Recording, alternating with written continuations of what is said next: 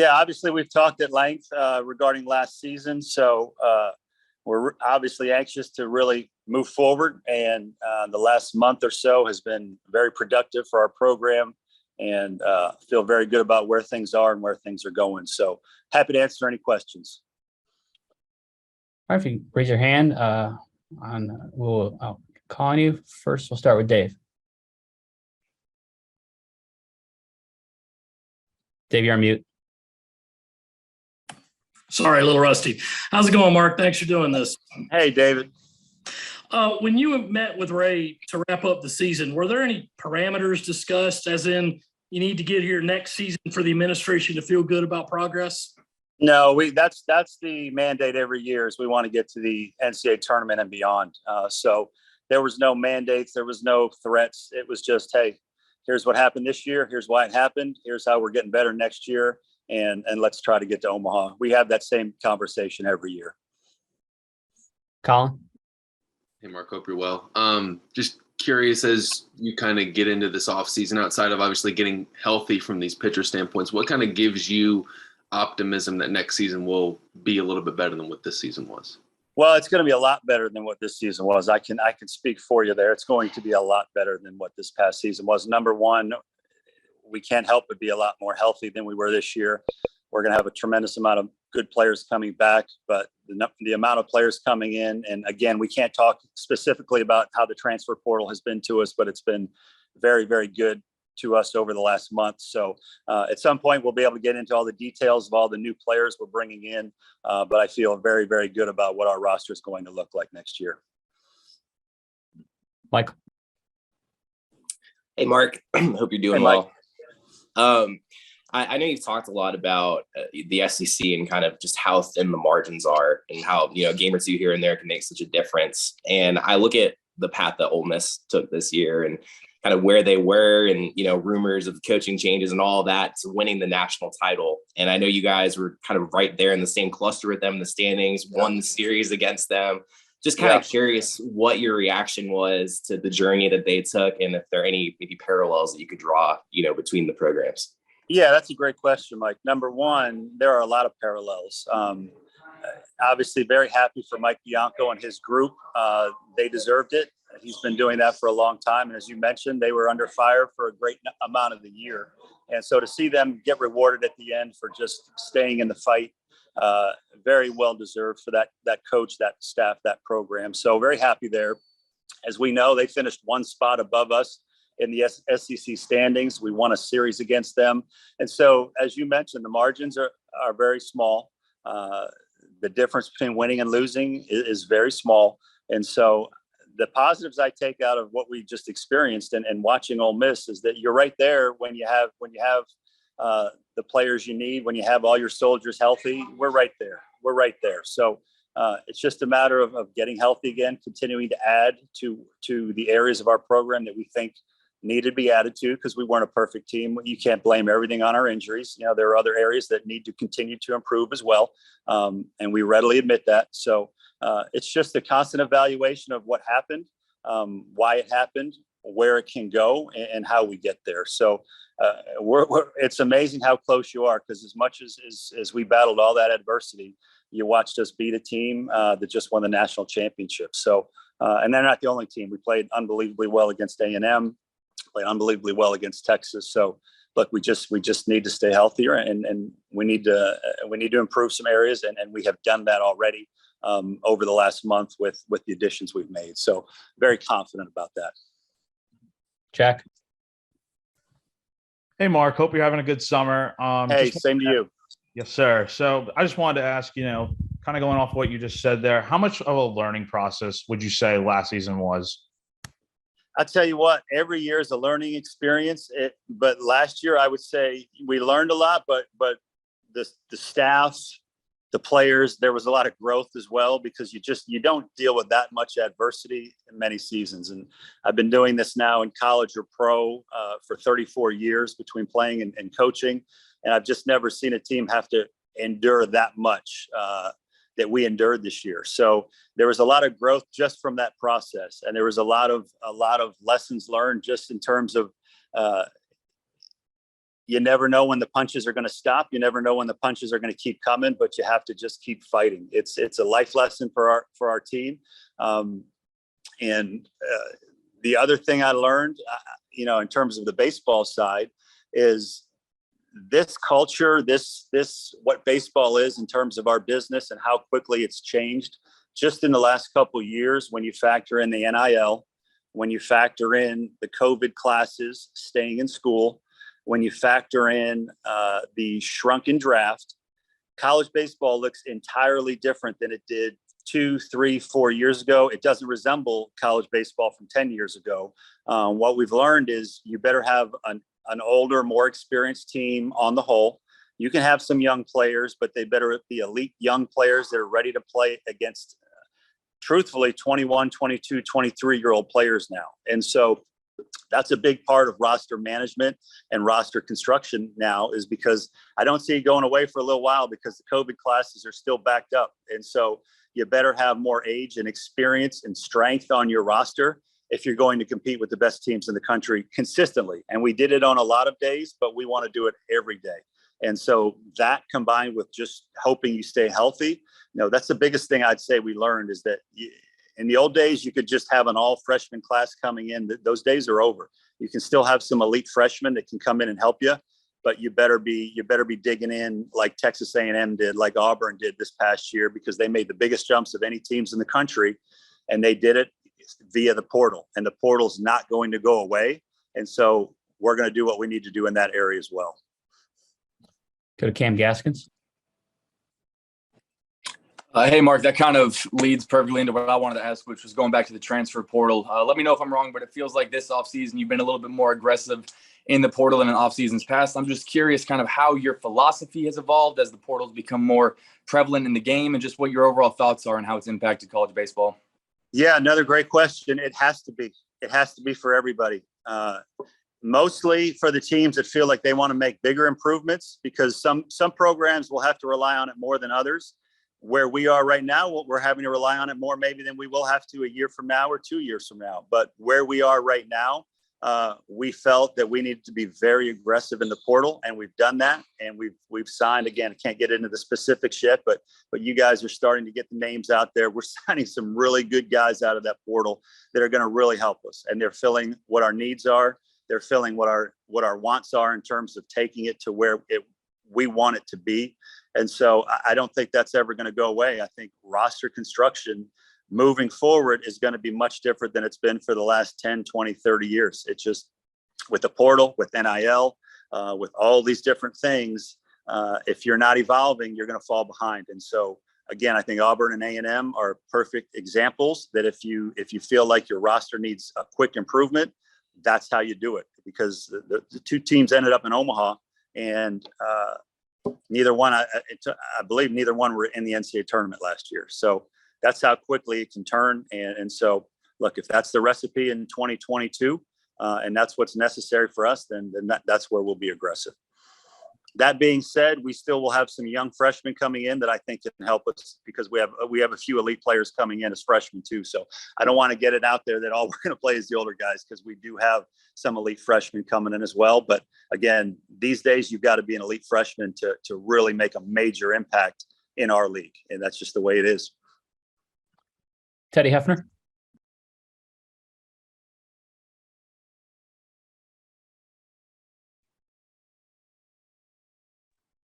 Teddy? I'm sorry. You mentioned NIL, Coach. Are there NIL opportunities available for South Carolina baseball players? Yeah, I think there's different levels of opportunities for every school around the country. I think our school is working hard to be in that game. Will we be at the high end or the low end? We'll be somewhere probably, not at the very top, and we obviously won't be at the bottom, but there are going to be opportunities. Our athletic department is working hard within the rules to try to make those available for all of our sports. And we're hoping that we can keep up and be a factor in that market, because it's necessary. It is. It's just where sports are going. And so you've got to try to keep up with the trends. You just do. Go next, Rick Henry. Hey, Mark. Good to see Hey, you. Rick. Hey, you mentioned competing with the best, and of course, that certainly is the case in the SEC. You had 4 current SEC teams making Omaha, 2 future SEC teams, and Ole Miss winning the title. How much of that do you focus on when you're out making your recruiting pitch to kids and parents, and how do you balance that with what it's going to take to turn South Carolina around and make them one of those competitive teams? Yeah, and I think it's a great question. Number one, that's always part of your recruiting pitch. Great players, as Coach Beamer has been saying as of late, great players want to play with great players. They want to play against great players because that's how you develop. That's how you get better. That's how you learn how to evolve as a player. So that's a huge part of it. As you mentioned, if you count Texas and Oklahoma, that's 6 in a few years. That's 6 SEC teams in Omaha. So it's the best conference in the country by far. Nobody has an argument against that. So when you recruit players, when you put teams together, you have to know that that's the standard. That's who you're going to have to beat. And again, we were so close this year. However, we fell a little bit short for a variety of reasons. And so we know that's the standard. We know that's who we have to beat to get where we want to go. Dave? Mark, not talking specifically, but out of that group of transfers that you guys already have, how many would you classify as immediate impact guys? Oof, great majority. I can't, again, I wish I could give you guys the specifics and tell you where we think they fit in. But I think we went into the portal with a few ideas of what we wanted to attack. We wanted to attack proven performers, and we wanted to approach guys that maybe were very high-end guys a year or 2 ago. And for whatever reason, the light hasn't quite gone on, but they are filled with talent and maybe a change of scenery. Maybe a new voice can help spark that talent. When I was at Tulane as a recruiter, we added a couple guys from Miami way back when, named Matt Barquette and Greg Deeney, who were role players and hadn't quite reached their potential at the University of Miami. They came to Tulane as a change of scenery. They became starters on the 2005 #1 team ranked team in America at Tulane. Just sometimes a little change of scenery can really help guys. And so those are the kind of areas we're targeting: proven high level performers and guys that were very, very talented coming out of high school that just need a little bit of change of scenery. And we saw what Josiah Seitler did this year, with continued hard work. Sometimes the light really goes on with the talented player. And so those are the areas we're really targeting. Colin? Yeah, Mark, you kind of mentioned in your answer to Atlanta just about some of the areas you wanted to see improve outside of obviously the injuries. What were some of those that you think can take a tick up going into next year? And how do you feel like you address those maybe in this recruiting class or in the portal? Yeah, I look at, again, as we move into the future, I want every part of our team to be better than what it was this year. It wasn't all pitching and it wasn't all offense. I think the defense was very solid for the great majority of the year. And by solid, I mean, it was an Omaha level defense on most days, but the pitching and the hitting both need to improve for different reasons. And so we're trying to, as we put together a team and we look at our depth chart and we look at the guys that are potential impact players and we look at the guys that are role players, I think we can improve every area of our team based off of last year's team. And so knowing we won 13 games in the league, knowing we're going to improve every part of our team pretty significantly in my mind, and that gives me a lot of confidence as we move forward. Cam?